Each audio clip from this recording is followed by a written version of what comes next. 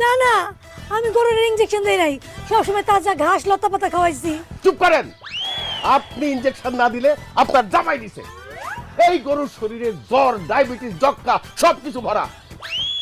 এই গরুর মাংস যে খাবে পরের দিনে লাফাইতে লাফাইতে সে মারা যাবে। এই গরুটার মধ্যে এত রোগ, আপনি গরুর ডাক্তার দেখান নাই কেন? হ্যাঁ, ডাক্তার সাহেব, আমি তো বুঝতে পারি না আমার গরুর মধ্যে এত রোগ। আমি এখন কি করুম কোন তো? কি করবেন বুঝতে পারতেছেন না? একটা কোদাল নিবেন, একটা শাবল নিবেন, নিয়ে আপনাকে বাড়ির পিছনে যে জঙ্গল আছে সেখানে একটা গর্ত করবেন। গর্ত কেন করুম ডাক্তার সাহেব? রাত্রের মধ্যে গরুটা মারা যাবে। গরুটা মারা গেলে তারে গর্তে ফেলাইয়া মাটি চাপা দিতে হবে না? ও আল্লাহ গো, আপনি এটা কি কোন ডাক্তার সাহেব?